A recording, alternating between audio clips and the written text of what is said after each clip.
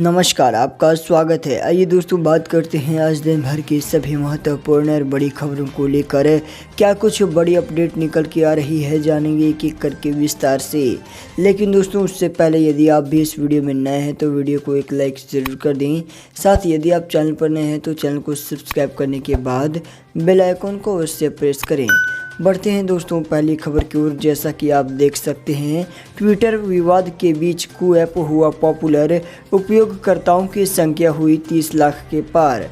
आपको बता दें कि माइक्रो ब्लॉगिंग मंच ट्विटर को लेकर बढ़ते विवाद के बीच स्वदेशी सोशल मीडिया ऐप कू को केंद्र सरकार के मंत्रियों और सरकारी विभागों का समर्थन मिलने के चलते उसके उपयोगकर्ताओं की संख्या तेजी से बढ़ रही है। सूचना प्रौद्योगिकी मंत्रालय ने ट्विटर के बारे में अपना रुख बताने के लिए कू का इस्तेमाल किया है। बता दें कि मंत्रालय ने ट्विटर के कई कथित भड़काऊ सामग्री को वापस लेने का आदेश दिया था, जिसका ट्विटर ने अब तक पूरी तरह पालन नहीं किया।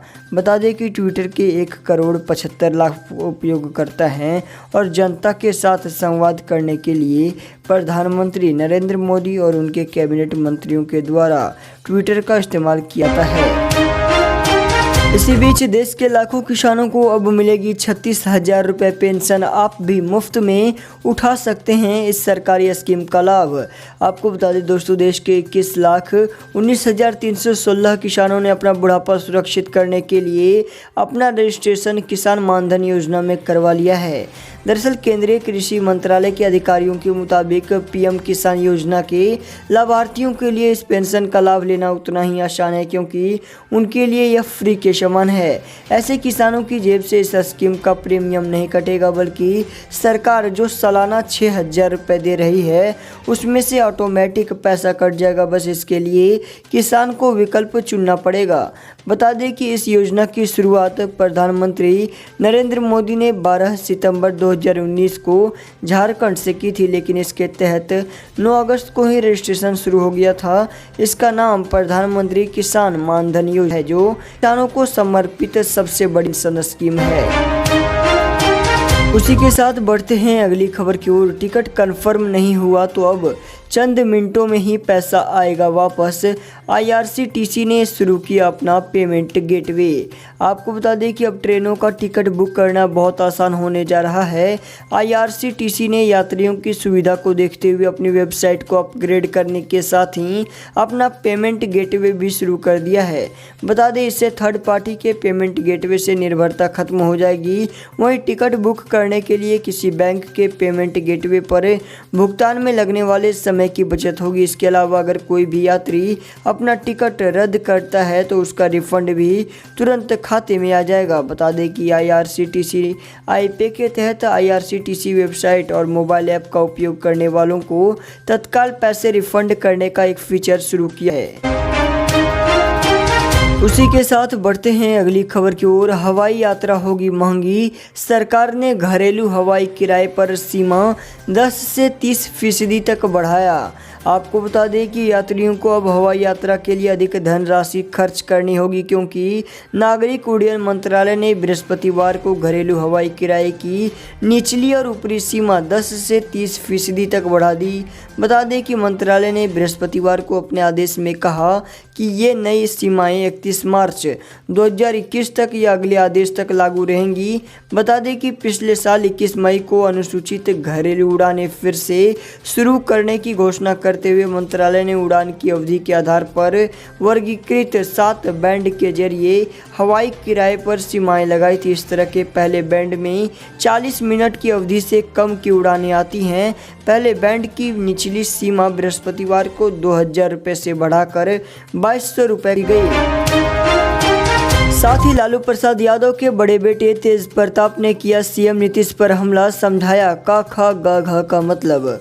दरअसल राजद प्रमुख लालू प्रसाद यादव के बड़े बेटे और बिहार के पूर्व स्वास्थ्य मंत्री तेज प्रताप यादव ने बिना नाम लिए बिहार के मुख्यमंत्री नीतीश कुमार पर ट्वीट कर हमला बोला है। इस ट्वीट में का खा ग घ नाम से घोटालों का जिक्र किया गया है। इस ट्वीट के जरिए उन्होंने मुख्यमंत्री नीतीश कुमार के उस बयान पर पलटवार किया है जिसमें उन्होंने तेज प्रताप पर तंज कसा था। बता दें कि मुख्यमंत्री नीतीश कुमार ने दिल्ली में कहा था कि बिहार के बारे में बोलने से पहले उसके विषय में जानकारी जाननी चाहिए। जिसे बिहार का खा ग घ भी नहीं पता वो बिहार में अपराध की बात करते अच्छे नहीं लगते। बता दें कि उन्होंने कहा कि इन लोगों को कुछ आता जाता नहीं, बस सोशल मीडिया पर कुछ भी बोल देते हैं। इसी बीच खबर निकल के आ रही है, जल्द लागू होगा सीएए, बंगाल में अमित शाह ने किया ऐलान, बेचैन हुई ममता बनर्जी। दरअसल भाजपा के दिग्गज नेता अमित शाह बंगाल दौरे पर हैं। शाह ने बंगाल के कुछ बिहार में एक जनसभा को संबोधित करते हुए बड़ा ऐलान किया। अमित शाह ने कहा कि हम कोविड-19 टीकाकरण खत्म होने के बाद नागरिकता संशोधन कानून के तहत शरणार्थियों को नागरिकता देने की शुरुआत करेंगे। उन्होंने कहा विपक्ष सीएए पर अल्पसंख्यकों को गुमराह कर रहा, भारतीय अल्पसंख्यकों की नागरिकता पर इससे असर नहीं पड़ेगा। अमित शाह के इस बयान के बाद ममता बनर्जी बेचैन हो गई हैं। मालूम हो कि ममता बनर्जी शुरू से ही सीएए का विरोध कर रही हैं। बता दें कि अमित शाह ने कहा हम सीएए लेकर आए, बीच में कोरोना आ गया। ममता दीदी कहने लगी कि ये झूठा है। इसी बीच डोनाल्ड ट्रंप के ट्विटर अकाउंट्स को लेकर बड़ी खबर, अब नहीं मिलेगी अनुमति वापस आने की। एक बार फिर कंपनी ने बताई वजह। आपको बता दें दोस्तों, कैपिटल हिंसा के बाद से ट्रंप के खिलाफ लोगों का गुस्सा शांत नहीं हुआ है। अब ट्विटर के मुख्य वित्तीय अधिकारी नेड सेगल ने कहा कि डोनाल्ड ट्रंप को कभी भी ट्विटर पर वापस जाने की अनुमति नहीं दी जाएगी। बता दें कि एक इंटरव्यू के दौरान कहा गया कि पूर्व राष्ट्रपति का निलंबन वापस नहीं होगा। उन्होंने कहा कि जब हम आपको प्लेटफॉर्म से हटा दिया जाता है तो आप प्लेटफॉर्म से पूरी तरह हट दिए जाते हैं, चाहे आप एक टिप्पणीकार हों, चाहे एक सीईओ या फिर आप एक पूर्व या वर्तमान के बड़े नेता। ट्विटर सीएफओ ने बताया कि हम पारदर्शिता विश्वास करते हैं, हम समझते हैं कि यह एक अच्छी बात है। इसी बीच बिटकॉइन को लेकर बड़ी खबर, लग सकता है पूर्ण रूप से प्रतिबंध, शायद आरबीआई ला सकता है डिजिटल मुद्रा। आपको बता दें कि बीते दिनों अंतर्राष्ट्रीय बाजार में बिटकॉइन की कीमत उस स्तर पर पहुंच गई है, लेकिन भारत सरकार क्रिप्टो करेंसी पर नकेल कसने जा रही है।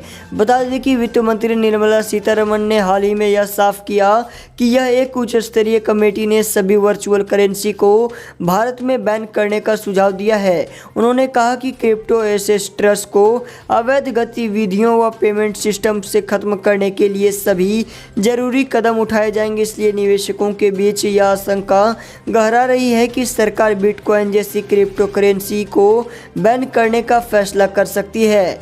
बता दें कि इससे पहले भारतीय रिजर्व बैंक के डिप्टी गवर्नर बीपी कानूनगो ने कहा था कि आरबीआई की आंतरिक समिति केंद्रीय बैंक की डिजिटल मुद्रा जारी करने के तौर तरीकों पर गौर कर रही है और यह जल्दी इस बारे में सिफारिश देगी। उसी के साथ पेट्रोल डीजल को लेकर बड़ी खबर, लगातार तीसरे दिन भी बढ़े पेट्रोल डीजल के दाम। जाने कितनी है कीमत। आपको बता दें कि सरकारी तेल कंपनियों की ओर से लगातार तीसरे दिन भी पेट्रोल और डीजल की कीमतों में बढ़ोतरी की गई है। डीजल की कीमतों में आज 30 से 31 पैसे तक की बढ़ोतरी हुई है, तो वहीं पेट्रोल की कीमत में भी 24 से 25 पैसे तक बढ़ी है। दिल्ली और मुंबई में पेट्रोल की कीमत अब तक के उच्चतम स्तर पर पहुँच गई है। पेट्रोल और डीजल की कीमतें बुधवार को देश में नई ऊंचाइयों पर पहुंच गई। बता दें कि दोनों ईंधनों की कीमतों में लगातार तीसरे दिन वृद्धि हुई। पेट्रोल के दाम में आज 25 पैसे और डीजल में 31 पैसे प्रति लीटर की बढ़ोतरी की गई।